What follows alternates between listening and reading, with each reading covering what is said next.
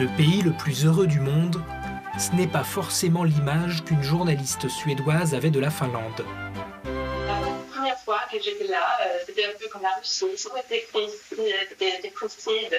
Maintenant, Helsinki, comme toutes les autres villes, elles sont chic, avec beaucoup de restaurants intéressants, beaucoup de boutiques de mode. Et c'est tout à fait notre vie, notre pays. Un pays, médaille d'or du bien-être. Alors quels sont les secrets des Finlandais pour nager dans le bonheur?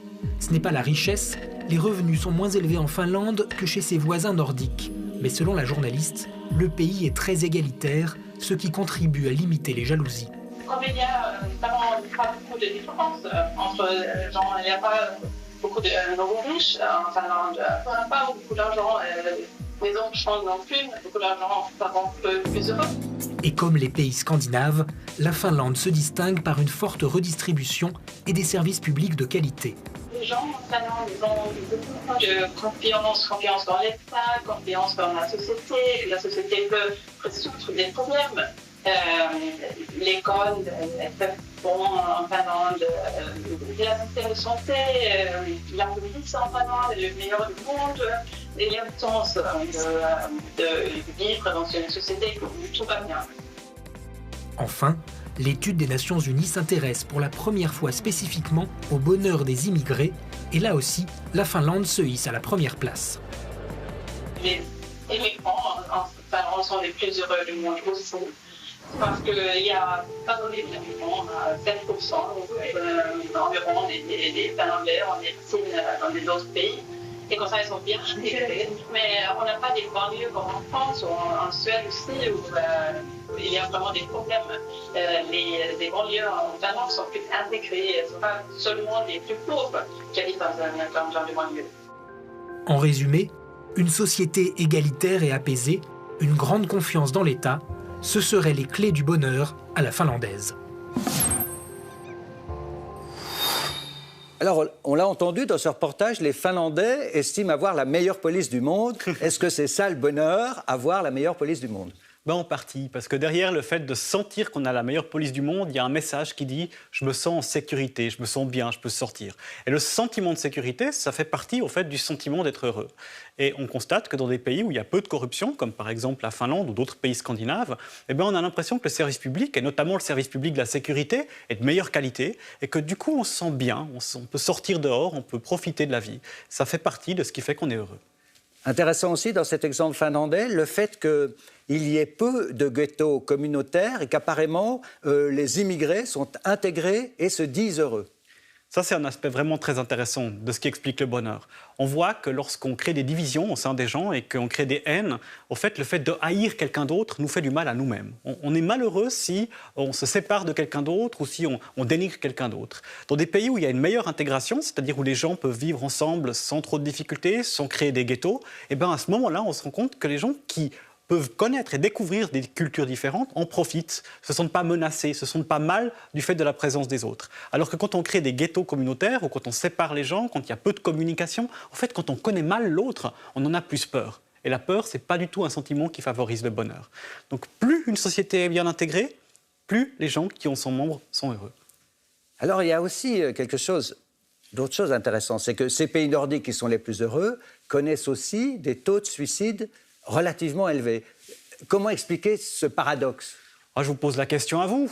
Comment vous vous sentiriez si vous avez pas beaucoup d'argent, puis tous vos amis, tous vos collègues, tout le monde est dans la même situation que vous. À vous en parler, vous vivez la même chose. Mais si tous vos amis gagnent 10 fois plus que vous, font pas les mêmes choses que vous, ont autre chose que vous, puis vous êtes le seul qui avait des difficultés de revenus, comment vous vous sentez ?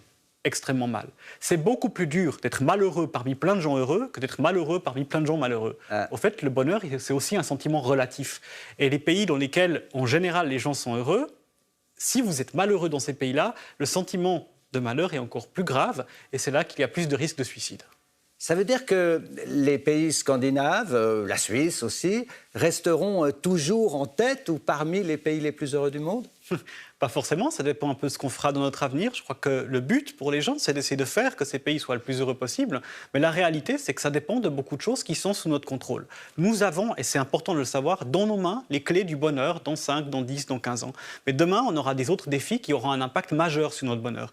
Le changement climatique, par exemple, c'est un exemple qui pourra du jour au lendemain changer la donne au niveau planétaire. Et donc c'est important, pas seulement de penser à notre bonheur d'aujourd'hui, mais à se demander comment aujourd'hui agir pour le bonheur de demain.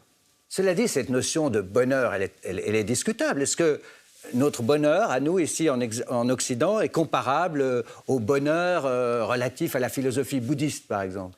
Eh bien, si moi j'explique à un bouddhiste pourquoi il doit être heureux ou comment il doit être heureux, ouais, ce serait problématique. Mais au fait, c'est pas du tout ce qu'on fait. Ce qu'on fait, c'est qu'on demande au bouddhiste ou à n'importe qui dans le monde, est-ce que tu es heureux maintenant ? Et on regarde dans quoi il vit. Donc on n'est pas en train de lui imposer notre vision du bonheur, on est en train de le demander aux gens, à chacun de juger lui-même est-ce qu'il est heureux et de faire que les gens eux-mêmes se disent « Ah, bah, je suis plus heureux ». Ce qui est intéressant avec ce qu'on trouve dans ces études, c'est qu'on arrive à déterminer des politiques publiques qui font que les gens eux-mêmes s'estiment plus heureux. Et pas des politiques publiques où moi je vais expliquer, comme un politicien ou un membre du gouvernement qui va dire « Je sais ce qui va te rendre heureux, je le décide pour toi ». C'est tout à fait la démarche inverse et c'est ça qui est fort. Est-ce qu'il ne faudrait pas introduire au niveau mondial comme indice ce bonheur national brut comme au Bhoutan ? En tout cas, le fait d'avoir des mesures beaucoup plus efficaces de qu'est-ce qui rend les gens heureux changerait beaucoup à notre manière de faire de la politique. Si on ne se focalise pas que sur des indicateurs économiques, mais aussi sur le ressenti des gens, sur la diversité, sur la qualité des relations, je pense qu'on mènerait de largement meilleures politiques publiques et puis qu'en fait, la population des différents pays serait plus heureuse et peut-être parfois aussi moins remplie de peur ou de haine. On dit que la générosité rend heureux. Ça se mesure même. Oui, alors dans l'étude justement du World Happiness Report, et vous l'avez dit dans votre introduction, on regarde comment les gens donnent aux autres leur générosité et on constate que plus les gens sont généreux, plus ils sont heureux. Et ça se retrouve aussi dans les expériences où on voit que si les gens, on leur donne de l'argent puis qu'ils l'utilisent pour les autres, ils sont beaucoup plus heureux que s'ils l'utilisent par eux-mêmes. En fait, en se sentant bien, en faisant des choses qui sont bien et positives, ça contribue massivement à notre propre sentiment de bien-être. Et donc les pays où on est le plus généreux sont aussi les pays où on est le plus heureux. Donc on n'est jamais heureux tout seul. On n'est jamais heureux tout seul, le bonheur est social, oui, tout à fait. Le bonheur est devenu aussi un objet politique. Vous qui êtes un homme politique, est-ce que le bonheur est un objectif ? Alors le bonheur, c'est l'objectif absolu. C'est vraiment pour ça que normalement on s'engage. Mais il y a toujours deux questions. C'est combien on est heureux globalement et puis comment ce bonheur est réparti. Et je crois que l'objectif principal que nous devons mener comme politique, c'est de dire on doit apporter au maximum de gens et à tout le monde le bonheur maximum. Donc la politique, ce n'est pas que la défense des intérêts, c'est aussi la recherche du bonheur. En fait, généralement, pour que les gens soient heureux, il faut peut-être des fois défendre certains intérêts qui sont les intérêts, si on veut, les plus globaux. Ce n'est pas la défense des intérêts, c'est la défense du bien commun, en théorie. C'est pour ça que normalement les gens s'engagent. Merci beaucoup Samuel Bendahan. Merci infiniment. C'était un plaisir de vous recevoir sur le plateau de Géopolitisme. Merci.